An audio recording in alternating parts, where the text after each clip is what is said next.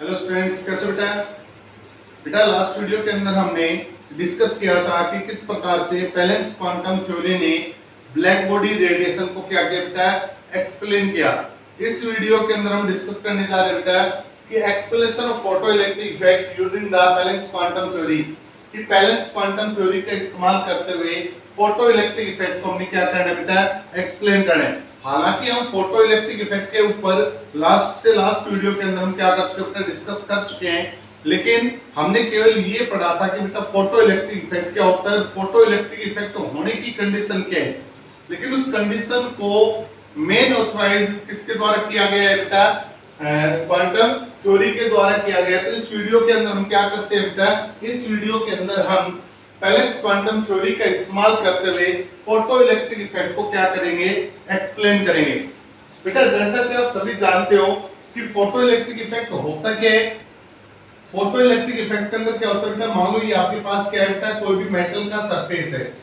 क्या होगा बेटा, ये कोई भी मेटल का सरफेस हो गया और इस मेटल के सरफेस के अंदर ये कौन है बेटा, इलेक्ट्रॉन है। मान लो ये आपका मेटल का सरफेस है और इस मेटल के सरफेस के अंदर ये कौन है बेटा, इलेक्ट्रॉन है। और ये आपके पास एक सुटेबल फ्रीक्वेंसी की लाइट है जो इस मेटल सरफेस पर क्या हो रही है बेटा, स्ट्राइक हो रही है। ये कौन है बेटा, आपके पास एक फ्रीक्वेंसी की, सुटेबल फ्रीक्वेंसी की क्या हो गई बेटा, लाइट हो गई जो इस मेटल सरफेस पर क्या हो रही है बेटा, इजेक्ट स्ट्राइक होती है बेटा। तो जैसे ये लाइट इस मेटल के सरफेस पर क्या करती है, स्ट्राइक करती है, तो ये लाइट क्या करती है, यहाँ पर जो इलेक्ट्रॉन प्रेजेंट होता है उस इलेक्ट्रॉन को क्या कर देती है बेटा, इजेक्ट कर देती है। क्या कर देती है बेटा, इलेक्ट्रॉन को इजेक्ट करती है। तो फोटो इलेक्ट्रिक इफेक्ट के अंदर हमने ये पढ़ा था बेटा कि जब एक सुटेबल फ्रीक्वेंसी की लाइट किसी मेटल सरफेस पर क्या करती है, स्ट्राइक करती है, तो वो क्या करती है बेटा, वहां से इलेक्ट्रॉन को क्या करती है, इजेक्ट करती है। अब हम क्या डिस्कस करने जा रहे हैं बेटा कि यहाँ से जो इलेक्ट्रॉन इजेक्ट हुआ है उस इलेक्ट्रॉन को इजेक्ट करने के पीछे क्वांटम थ्योरी ने क्या कुछ पॉइंट हमें आउट करके दिए बेटा, क्या पॉइंट आउट हमें दिए। तो ध्यान से सुनना बेटा। बेटा पैलेंस क्वांटम थ्योरी ने बोला कि जब कोई भी लाइट किसी मेटल सरफेस पर टकराती है और वहां से जब इलेक्ट्रॉन आउट होता है तो इसके पीछे कहानी क्या होती है कि उस लाइट के पास कोई ना कोई फ्रीक्वेंसी है। जब उसके पास कोई ना कोई फ्रीक्वेंसी है तो पैलेंस क्वांटम थ्योरी ने एनर्जी और फ्रीक्वेंसी के बीच में एक रिलेशनशिप बोली थी बेटा, जो क्या थी बेटा, आपकी E = h²। तो हम बोल सकते हैं बेटा कि अगर इस लाइट के पास न्यू नाम की कोई फ्रीक्वेंसी है, कितने अमाउंट की फ्रीक्वेंसी बेटा, न्यू फ्रीक्वेंसी है, तो उस लाइट के पास एनर्जी कितनी होगी, उसके पास एनर्जी होगी बेटा E = h²। यानी कि ये जो लाइट है इसके पास एनर्जी कितनी है बेटा, आपकी h² एनर्जी इस लाइट के पास अवेलेबल है। अब क्या होगा बेटा कि जैसे ये लाइट इस इलेक्ट्रॉन पर स्ट्राइक करेगी, ध्यान से सुनना बेटा, कि जैसे ये लाइट इस इलेक्ट्रॉन पर क्या करती है, स्ट्राइक करती है, तो वो लाइट इस इलेक्ट्रॉन के ऊपर दो प्रकार का फंक्शन करती है। क्या कुछ फंक्शन करती है, पहला फंक्शन क्या करती है बेटा, पहला फंक्शन ये लाइट इस इलेक्ट्रॉन को इजेक्ट करने के लिए इस इलेक्ट्रॉन की बाइंडिंग एनर्जी सप्लाई करती है बेटा। अब ये बाइंडिंग एनर्जी क्या होती है बेटा, सबको पता होता है बेटा कि आपका जो एटम होता है उस एटम के अंदर क्या पाई जाती है बेटा, न्यूक्लियस पाई जाती है और इलेक्ट्रॉन पाए जाते हैं बेटा। तो ये न्यूक्लियस क्या करती है, इस इलेक्ट्रॉन को अपनी तरफ क्या करती है बेटा, अट्रैक्ट करती है, क्योंकि न्यूक्लियस पर कैसा चार्ज होता है बेटा, पॉजिटिव चार्ज होता है, और इलेक्ट्रॉन पर कैसा चार्ज होता है बेटा, नेगेटिव चार्ज होता है। इसलिए हम बोल सकते हैं बेटा कि न्यूक्लियस और इलेक्ट्रॉन के बीच में जो फोर्स ऑफ इंटरेक्शन होती है वो कौन सी होती है बेटा, इलेक्ट्रोस्टैटिक फोर्स ऑफ इंटरेक्शन होती है। तो जो लाइट आ रही है बेटा, वो लाइट क्या करेगी, वो लाइट सबसे पहले इस इंटरेक्शन को तोड़ेगी बेटा, और इस इंटरेक्शन को हमने किसका नाम दिया है बेटा, बाइंडिंग एनर्जी का नाम दिया है बेटा। किसका नाम दिया है बेटा, हमने इस इंटरेक्शन को बाइंडिंग एनर्जी का नाम दिया है बेटा। समझने के लिए हमने इसको क्या मान लिया बेटा, बाइंडिंग एनर्जी मान लिया बेटा, कि जो इंटरेक्शन उसको हमने किसका नाम दे दिया, बाइंडिंग एनर्जी का नाम दे दिया। तो जो लाइट है वो लाइट क्या करेगी, वो लाइट सबसे पहले इलेक्ट्रॉन को इतनी एनर्जी देगी कि जिस एनर्जी की बदौलत वो इलेक्ट्रॉन न्यूक्लियस से क्या हो जाएगा, फ्री हो जाएगा। अब जैसे ही इस इलेक्ट्रॉन इस न्यूक्लियस से फ्री हो जाएगा तो ये इलेक्ट्रॉन उस एनर्जी को लेकर यहाँ से क्या हो जाएगा, बाहर निकल जाएगा बेटा। तो हम क्या बोल सकते हैं बेटा कि जो लाइट इलेक्ट्रॉन पर आके स्ट्राइक होती है या उस मेटल सरफेस पर आके क्या होती है, स्ट्राइक होती है, तो उस लाइट का कुछ हिस्सा in the form of energy की फॉर्म में इलेक्ट्रॉन की बाइंडिंग एनर्जी सप्लाई करता है, और उसके साथ साथ जो बचा हुआ हिस्सा है वो इस इजेक्टेड इलेक्ट्रॉन की काइनेटिक एनर्जी को क्या करता है बेटा, इंक्रीज करता है। ध्यान से सुनना बेटा, यहाँ पर दो प्रकार की बातें निकल कर आ रही है बेटा, और वो बात क्या क्या निकल के आ रही है। पहली बात तो ये निकल कर आ रही है बेटा कि जो लाइट इस मेटल सरफेस पर क्या करेगी बेटा, स्ट्राइक करेगी, उस लाइट की एनर्जी का कुछ हिस्सा इलेक्ट्रॉन को इजेक्ट करने में यूज किया जाएगा, और बाकी बचा हुआ हिस्सा उस इजेक्टेड इलेक्ट्रॉन की काइनेटिक एनर्जी को क्या करेगा बेटा, इंक्रीज करेगा। ध्यान से सुनना बेटा, ये पॉइंट इंपॉर्टेंट है, और इन्हीं पॉइंटों के आधार पर आप फोटो इलेक्ट्रिक इफेक्ट को क्या करोगे, एक्सप्लेन करोगे। किसका इस्तेमाल करते हुए, क्वांटम थ्योरी का इस्तेमाल करते हुए। क्वांटम थ्योरी ने बोला कि जब कोई भी लाइट जिसके पास कितनी एनर्जी है बेटा, h न्यू एनर्जी है, उस h न्यू एनर्जी की लाइट जब इस इलेक्ट्रॉन पर आके टकराएगी तो इस एनर्जी का कुछ हिस्सा इस इलेक्ट्रॉन को बाहर निकालने में लग जाएगा, और बाकी बचा हुआ हिस्सा क्या करेगा, इस इलेक्ट्रॉन की काइनेटिक एनर्जी को क्या करेगा बेटा, इंक्रीज करेगा। बाकी बचा हुआ हिस्सा क्या करेगा बेटा, इस काइनेटिक एनर्जी को क्या करेगा, इंक्रीज करेगा। तो हम क्या बोल सकते हैं बेटा, यहां से हम बोल सकते हैं एनर्जी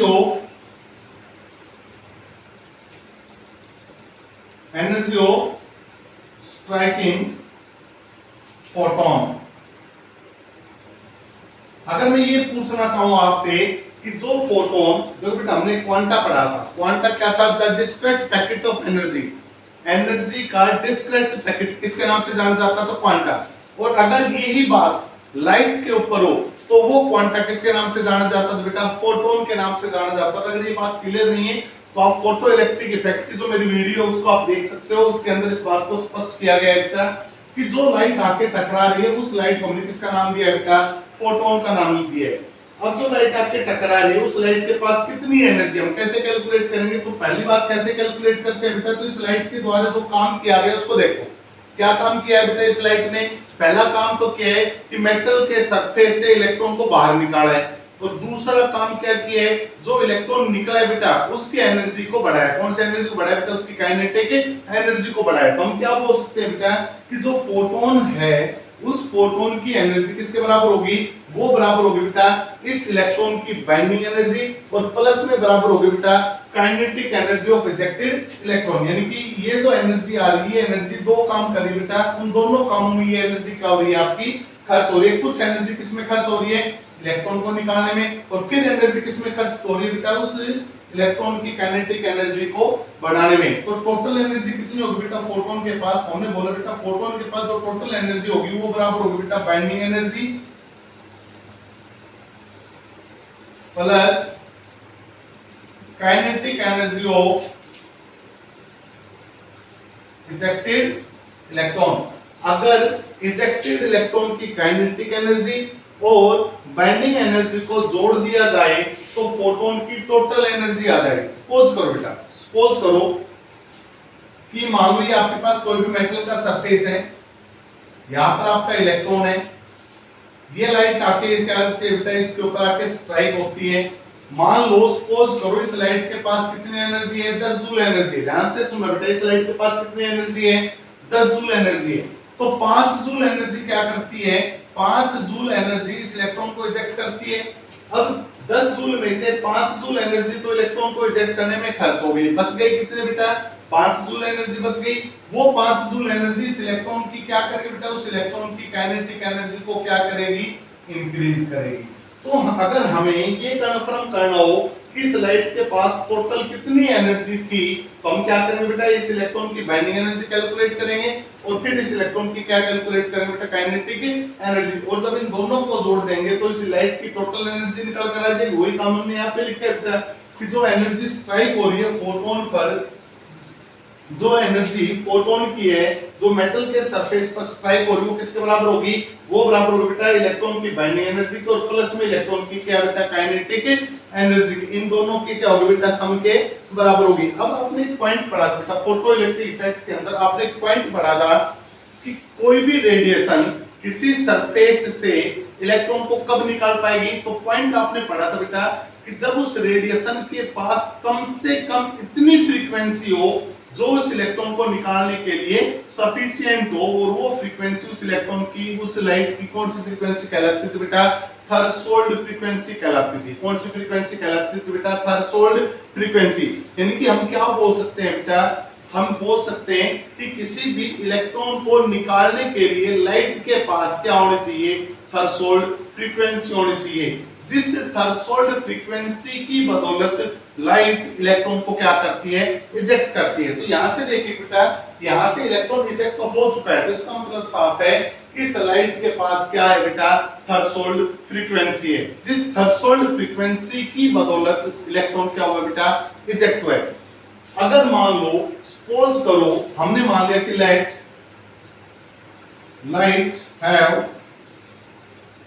हमने मान लिया कि लाइट के पास कितनी फ्रीक्वेंसी है? न्यू फ्रीक्वेंसी है। लाइट हैव न्यू फ्रीक्वेंसी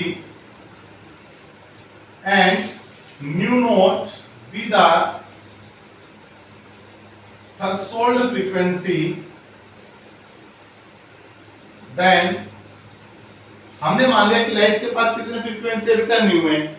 और जो इलेक्ट्रॉन निकाला है वो कितनी फ्रीक्वेंसी से निकाला है? न्यू नोट से निकाला है। मान लो बेटा, सपोज करो कि लाइट के पास 50 फ्रीक्वेंसी है और 50 फ्रीक्वेंसी में से 20 फ्रीक्वेंसी इलेक्ट्रॉन को निकालने में यूज हो गई, तो 50 तो क्या उसकी टोटल फ्रीक्वेंसी होगी और 20 क्या होगी बेटा? उस लाइट की थ्रेशोल्ड फ्रीक्वेंसी होगी। तो हमने मान लिया बेटा लाइट की टोटल फ्रीक्वेंसी कितनी है बेटा? लाइट की टोटल फ्रीक्वेंसी आपकी न्यू, और उस लाइट की थ्रेशोल्ड फ्रीक्वेंसी कितनी है बेटा?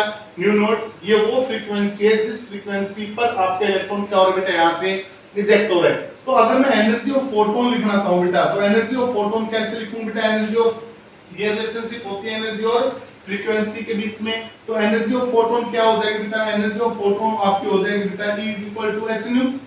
ये किसकी एनर्जी आ गई बेटा?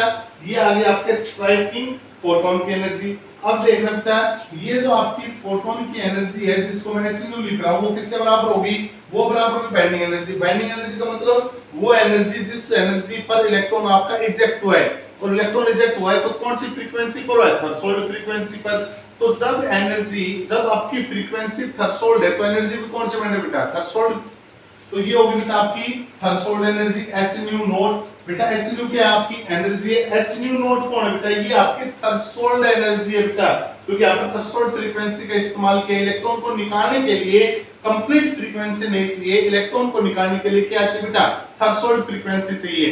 तो यहाँ पर ये क्या होगा बेटा? आपकी थ्रेशोल्ड फ्रीक्वेंसी। अब बच गई जो एनर्जी है वो क्या कर रही है? उसकी काइनेटिक एनर्जी को बढ़ा रही है। तो काइनेटिक एनर्जी का फार्मूला क्या होता है बेटा? 1/2 mv²। ये आपकी किसका फार्मूला होता है बेटा? ये होता है आपकी threshold frequency, sorry kinetic energy का फार्मूला। अब देखिएगा बेटा, जो फोटोन आके टकरा रहे हैं उस फोटोन की एनर्जी कितनी है? h न्यू है। और उस h न्यू एनर्जी में से कुछ एनर्जी किसमें इस्तेमाल कर ली गई? इलेक्ट्रॉन को निकालने में। बाकी बची हुई एनर्जी किसमें इस्तेमाल कर ली गई बेटा? उसकी काइनेटिक एनर्जी को बढ़ाने में।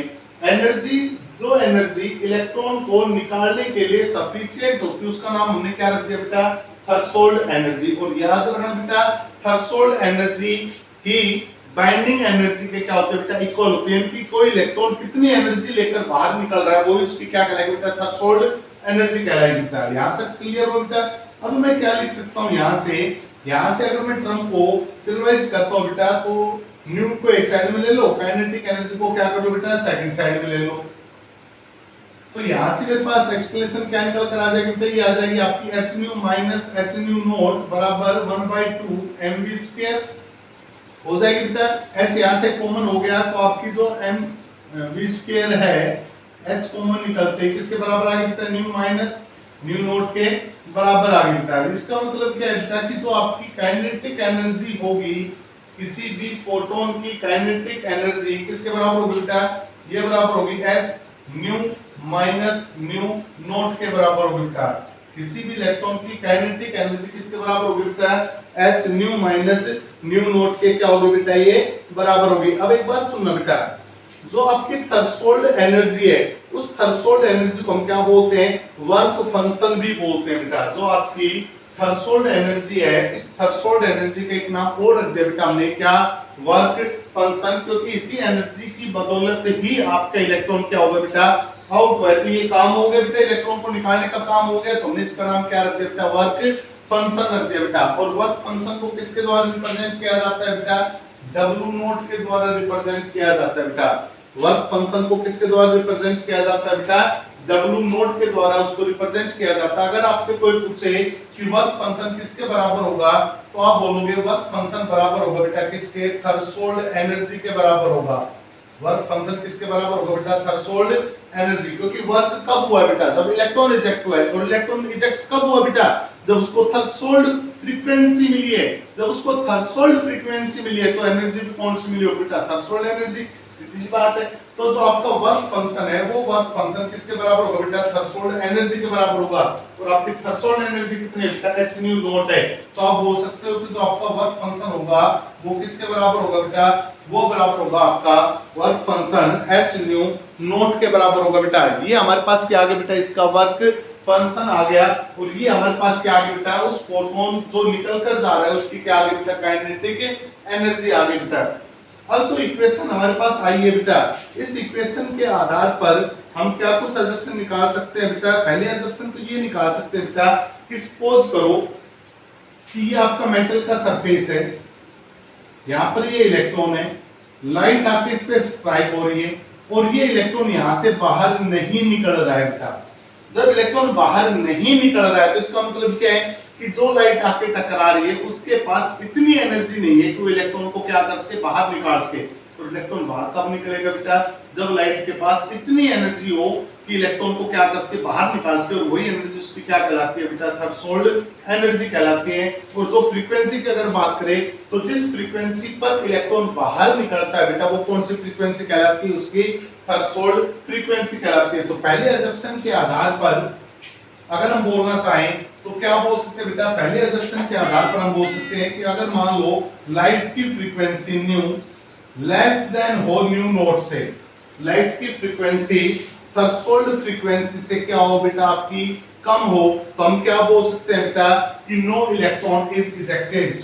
No electron is ejected. यही तो बात हमने उसके अंदर पढ़ी थी बेटा, जो आपने फोटो इलेक्ट्रिक इफेक्ट के अंदर पढ़ा था कि फोटो इलेक्ट्रिक इफेक्ट के लिए थ्रेशोल्ड फ्रीक्वेंसी होनी चाहिए लाइट के पास। अगर लाइट की फ्रीक्वेंसी उस फोटोन की, उस इलेक्ट्रॉन की थ्रेशोल्ड फ्रीक्वेंसी से कम होगी तो वो लाइट इलेक्ट्रॉन को इजेक्ट नहीं कर पाएगी। इसको समझने के लिए आप ये भी समझ सकते हो कि मान लो इस इलेक्ट्रॉन को निकालने के लिए मुझे कितने जूल एनर्जी चाहिए? कम से कम 10 जूल एनर्जी चाहिए। और जो लाइट आ रही है इसके पास कितनी एनर्जी है? 8 जूल एनर्जी है। तो क्या ये लाइट इस इलेक्ट्रॉन को इजेक्ट कर पाएगी बेटा? नहीं कर पाएगी। क्यों? क्योंकि इस इलेक्ट्रॉन को इजेक्ट होने के लिए कितनी एनर्जी चाहिए? कम से कम 10। तो वो कम से कम एनर्जी, जिस एनर्जी पर इलेक्ट्रॉन बाहर निकल सकता है उसको हम क्या बोलते हैं बेटा? थ्रेशोल्ड एनर्जी बोलते हैं। अगर लाइट के पास थ्रेशोल्ड एनर्जी नहीं है तो इलेक्ट्रॉन को बाहर नहीं निकाला जा सकता बेटा। ये पहला पॉइंट हो गया जो क्वांटम थ्योरी ने किसके आधार पर बताया था? फोटो इलेक्ट्रिक इफेक्ट के आधार पर बताया बेटा। तो फोटो इलेक्ट्रिक इफेक्ट कब काम करेगा? तो पहली कंडीशन तो ये होनी चाहिए बेटा कि उस फोटो इलेक्ट्रिक इफेक्ट के काम करने की पहली कंडीशन कि उस लाइट की फ्रीक्वेंसी थ्रेशोल्ड फ्रीक्वेंसी से कम नहीं होनी चाहिए। इसको इस रूप में देखते हैं। अगर मान लो आपकी काइनेटिक एनर्जी H अगर आपकी न्यू लेस है न्यू नॉट से, तो यहाँ पर वैल्यू कैसी आएगी बेटा? आपकी नेगेटिव आएगी। अगर मान लो आपकी न्यू कितनी है? 8 है। और मान लो आपकी न्यू नॉट कितनी है बेटा? 10 है। ये 8 होगी, ये 10 होगी, तो कितने का डिफरेंस हो बेटा? -2 का डिफरेंस हो गया या नहीं हो गया? तो अगर आपकी थ्रेशोल्ड फ्रीक्वेंसी और लाइट की फ्रीक्वेंसी, अगर लाइट की फ्रीक्वेंसी थ्रेशोल्ड फ्रीक्वेंसी से कम होगी, अगर आपकी लाइट की फ्रीक्वेंसी थ्रेशोल्ड फ्रीक्वेंसी से क्या होगी बेटा? कम होगी, तो वो लाइट उस इलेक्ट्रॉन को इजेक्ट नहीं कर पाएगी। और जब इलेक्ट्रॉन इजेक्ट नहीं होगा तो आप बोल सकते हो बेटा कि यहाँ पर फोटो इलेक्ट्रिक इफेक्ट भी काम नहीं करेगा। और इस कंसेप्ट को हमने किसके आधार पर सोल्व किया बेटा? काइनेटिक एनर्जी के आधार पर भी हमने इसको क्या किया बेटा? सोल्व किया है। अगर हम यहाँ पर देखें तो यहाँ पर काइनेटिक एनर्जी की वैल्यू कितनी आ रही है बेटा? नेगेटिव आ रही है। काइनेटिक एनर्जी वैल्यू क्या आ रही है बेटा? आपकी नेगेटिव आ रही है। क्या कभी काइनेटिक एनर्जी नेगेटिव होती है बेटा? कभी नहीं होती बेटा। जब काइनेटिक एनर्जी नेगेटिव नहीं है तो इसका मतलब यहाँ से इलेक्ट्रॉन इजेक्टेड नहीं होगा, और इस कंडीशन के ऊपर आपका फोटो इलेक्ट्रिक इफेक्ट काम नहीं करेगा बेटा। दूसरी बात करते हैं बेटा कि क्या होगा सेकंड कंडीशन के अंदर अगर हम बात करें। सेकंड कंडीशन, अगर आपकी फ्रीक्वेंसी ग्रेटर देन हो जाए थ्रेशोल्ड फ्रीक्वेंसी से, यानी कि इस इलेक्ट्रॉन को निकलने के लिए कितनी फ्रीक्वेंसी चाहिए 10 जूल, या एनर्जी कितनी चाहिए 10 जूल एनर्जी चाहिए, और हमारे पास एनर्जी कितनी आ रही बेटा 18 जूल एनर्जी आ रही है, 18 जूल एनर्जी हमारे पास आ रही है। तो 18 जूल एनर्जी में से 10 जूल एनर्जी तो इलेक्ट्रॉन को निकालने के लिए खर्च होगी, अब बच गई कितने बेटा 8 जूल एनर्जी। तो जो 8 जूल एनर्जी है वो क्या करेगी, निकले गए इलेक्ट्रॉन की काइनेटिक एनर्जी को क्या करेगी, इंक्रीज करेगी। अब चेक कर लो बेटा, तो काइनेटिक एनर्जी बराबर h बेटा न्यू कितनी आई आपके बाद आपके पास 18 जूल, माइनस न्यू नॉट कितने इलेक्ट्रॉन को निकलने के लिए कितनी चाहिए बेटा 10। तो यहां से जब आप इसको कैलकुलेट करते हो तो ये कितनी वैल्यू आएगी बेटा 8h आ जाएगी या नहीं आ जाएगी। यानी कि इसका मतलब क्या है कि जितनी ज्यादा आपकी लाइट की फ्रीक्वेंसी होगी काइनेटिक एनर्जी भी उतनी ही ज्यादा होगी। अगर मैं इसको 20 कर देता हूं तो ये भी बढ़ जाएगी, मैं इसको 50 कर देता हूं तो भी बढ़ जाएगी। तो हम सेकंड पॉइंट में क्या बोल सकते हैं बेटा कि the kinetic energy of ejected electron increase with increase the energy of photon, कि अगर हम फोटोन की एनर्जी को क्या कर दे इंक्रीज कर दे, अगर हम फोटोन की एनर्जी को क्या कर दे बेटा इंक्रीज कर दे, तो इजेक्टेड इलेक्ट्रॉन की एनर्जी भी क्या हो जाएगी बेटा इंक्रीज हो जाएगी। सेकंड पॉइंट इज क्लियर और नॉट बेटा। अगर हम बात करें थर्ड पॉइंट की, थर्ड पॉइंट में हमने बोला बेटा इंटेंसिटी को लेकर, थर्ड पॉइंट में हमने किसको लेकर बोला बेटा इंटेंसिटी को लेकर बोला।